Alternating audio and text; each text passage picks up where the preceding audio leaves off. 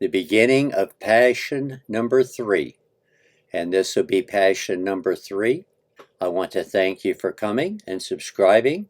Mistakes or accidents that caused the death of the Pharaoh's older son allowed Akhenaten to become the Pharaoh when his father passed away. And in order to put Akhenaten in a position to do that, his Pharaoh made him a co-ruler so that he was also the co-Pharaoh for several years before the Pharaoh passed away. So by the time the Pharaoh had died, Akhenaten was thoroughly entrenched and went on for about 10 years as a pharaoh. Now, unfortunately, Akhenaten disappeared someplace along the way. I think that Akhenaten and the general were out, maybe on a campaign or on a hunting trip or something like that, and the general was there when another accident occurred, and it ended up in the pharaoh being killed. Now, when that happened, the Pharaoh had already made it clear that we did not have to worship all the other gods. Now, he wasn't the only one that did that. His father had already started it, and his grandfather had started it before him. Too much money was going to the priests of the temples, and they needed more money to come into the government. So his grandfather had started limiting some of the priests and closing some of the temples. When his father took over as the pharaoh, he started limiting more priests and eliminating more temples. Now, every time you eliminate a temple, you eliminate a god. So for at least 2 pharaohs before Akhenaten, they had already started cutting back on the gods that were being worshipped by the Egyptians. And all Akhenaten was going to do was continue what was already started by his grandfather and his father. Unfortunately, his wife was a social climber, Nefertiti, and when he was sent to Goshen, Nefertiti found her way to Goshen and made herself available to the pharaoh, and Nefertiti was part of the royal family. Now, once Akhenaten fell in love with Nefertiti and they were engaged to be married, the father now concluded that any children of this new couple joining together would be 3/4 royal Egyptian blood, and only 1/4 now would be Hebrew. So now he would have a son and grandchildren that would be royal people that could carry on the party line. Now, unfortunately for the father, none of us are good fortune tellers and can't tell what history is going to give us. And since I have said before, God has a sense of humor, God did have a sense of humor here as well. When Nefertiti and Akhenaten started having children, they evidently had 4 daughters. Now, unfortunately, by this time, the male horsepower engine had ruled out women as second-class citizens, and therefore the 4 daughters that they had were not considered as in line to be royalty. Now, when it happened that the father died, his son took over. Unfortunately, when his son disappeared, and I think probably as a result of death, probably an accident, I doubt that the general would have been brave enough to try to attack the pharaoh, and I think the pharaoh would have been well enough prepared to defend himself against the general. So on a 1-to-1 combat, I think that the general would have lost and Akhenaten would still have been here. Maybe he fell off of a chariot and hit his head and died. We don't know what happened. We probably never will. But I pretty well do know that when he did not come home for dinner and Nefertiti realized that he was missing, she immediately declared herself Pharaoh. Unfortunately, she had a royal family, and she had an uncle that claimed to be Tutankhamun's advisor. Now, what really happened here was he was an uncle, he was in the royal family, but he was not to be in the royal line of pharaohs. His name was Ai, and Ai, when Nefertiti advocated, and the way Nefertiti advocated, I think this was a clear understanding that her and the general got in an argument. Even though the general would have been reluctant to try to take on the pharaoh, he was a horsepower engine that thought he could overcome the woman. And so he hit her in the head with his sword and killed her. And when he killed her, there was no one in the royal family to take over other than a son that Akhenaten had had by his sister or his daughter. Now, we know that as a matter of them doing the DNA tests. I think it was probably one of his sisters that Akhenaten also had sex with.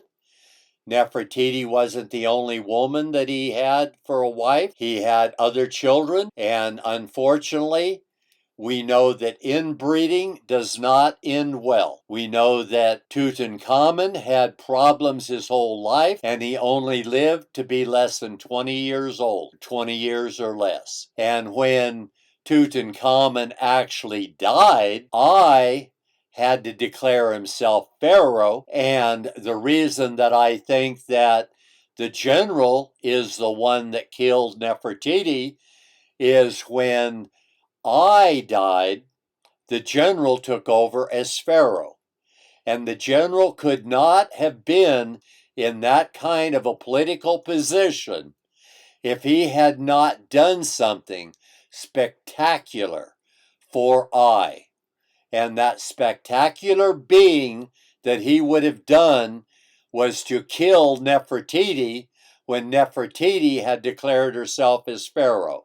Because with Nefertiti dead, I could now declare that Tutankhamun, who was only 8 years old, and I being the advisor to Tutankhamun, I now had the ability to have control.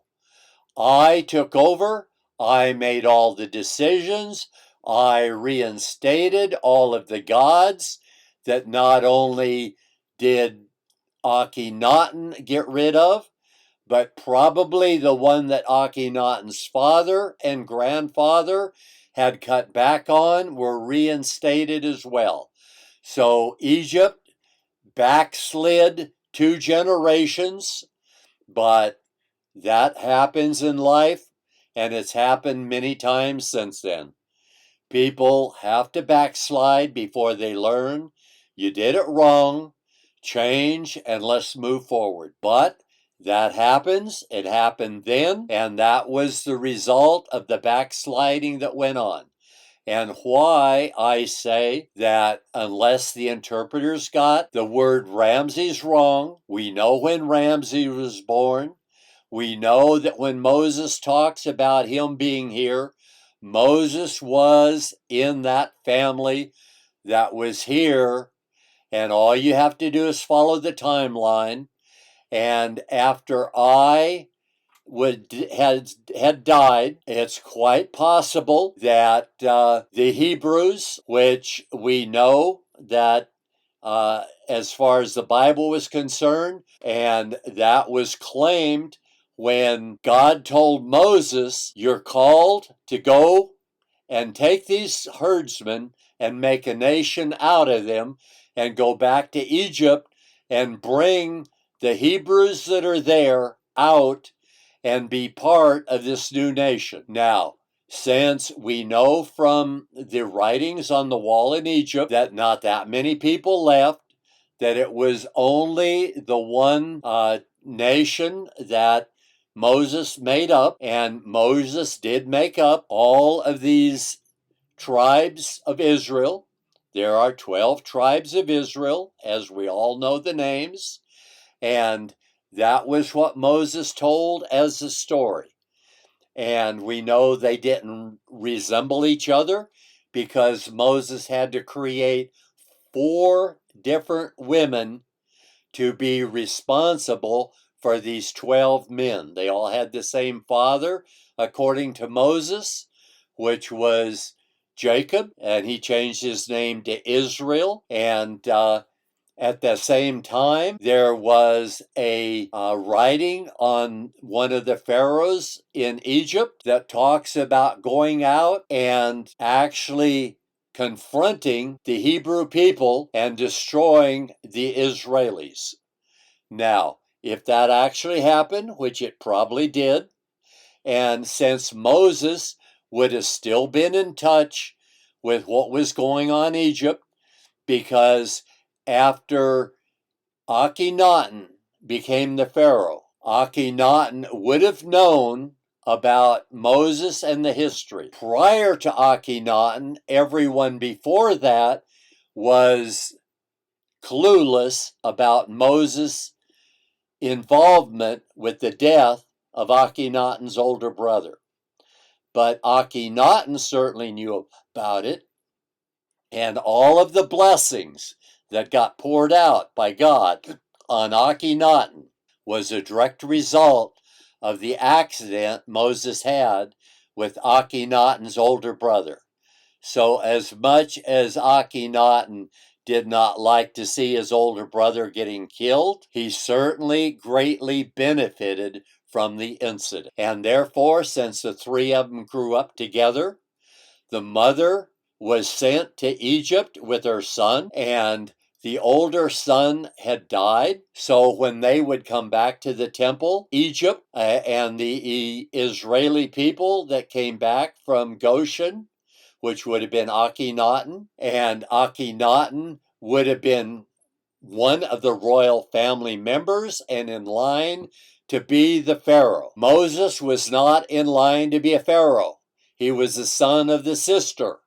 So Moses was not going to be Pharaoh ever. But if the father had known that Moses was even partly responsible for his older son's death, Moses' head would have rolled. It doesn't make any difference if you're a nephew or not. If you kill my son, I'm not forgiving. His father's horsepower engine would not have had the ability to make that much of a forgiveness.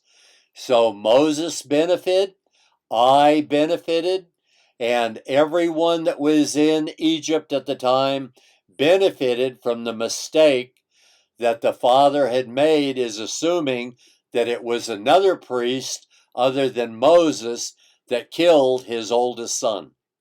And therefore, the assumption that he drew from that is one of those things when I said God has a sense of humor, because it was then that attitude that God gave Akhenaten's father the idea: send your other son to Goshen, where the Hebrews can protect him, and send his mother as well. Your wife needs to be protected so that your son can be protected and be the next Pharaoh in Egypt. That's why I conclude all of these things went on like they did.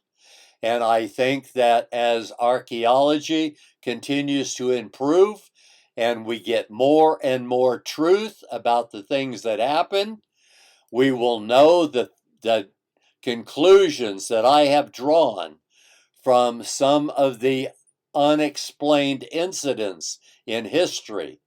I made the right assumptions, and I have told you the truth about what actually happened. And so when you look at the story of Adam and Eve, it was a story, but Moses was responsible for making up a history of the people that he's going to create a nation for. And every nation has to have a history.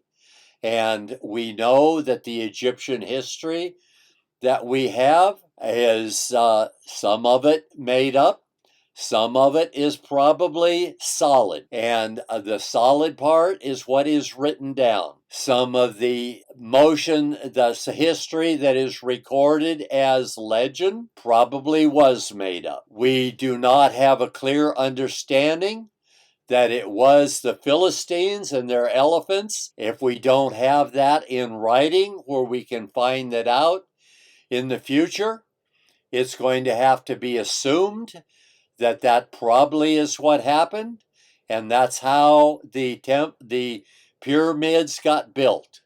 And when the Philistines got so busy with their manufacturing and distributing community, they had no longer time to spend so many people to come and help Egypt. Egypt gave up building temples like pyramids that were that time consuming and that much trouble for the people to help with.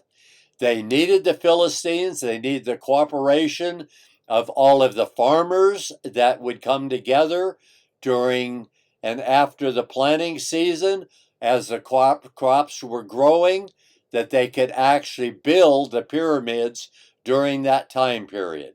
And now that there were other things happening, like other people coming into the land that were foreigners, that they needed the Egyptian people to basically blend and water down the amount of foreigners they were and convert them to being more as what we would refer to as a good, loyal Egyptian citizen, and brainwashing them to being part of what was needed to carry the Egyptian community forward with the pharaohs they had. With the little sidetrack we took with I and the general of the army, that was terminated with when the Philistines were destroyed and the general had taken over. The Egyptian people had had enough, and there's not even a record that the general lived to be the pharaoh until he died. It could be that when the people came in, the new bloodline of the pharaohs came in, and the Ramses now took over, and the Ramses made sure only the bloodline was going to carry forward. They got rid of the general. The general may have been able to serve out in the army. We don't know at this time what happened to him. Sometimes the Ramses would have had to exert the horsepower engine, and they would not have had any problem eliminating the general. If they had to kill him to do it, that would certainly been something they would have been able to do, willing to do, and it would have been done. But they certainly would not have given him a royal burial. They would have just put him in the ground someplace. Maybe they did plant him in the Valley of the Kings, but they probably didn't give him any ceremonies or any indication that he should have been a pharaoh or was royalty, because he was not. Now, it is true that Akhenaten was royalty, even though he was half-breed. He was still half royalty. His father was all royalty, but he married a Hebrew woman, and that's what caused the problem. And unfortunately, when we do things that aren't what we refer to as kosher, and it is a Hebrew term meaning doing what's right, if you do something a little unusual and it's not completely right, there are consequences. And the unfortunate history that unfortunately Nefertiti had to endure. She was probably close to 40 years old when she was killed, but the lifespan had her as probably about ready to die off anyway.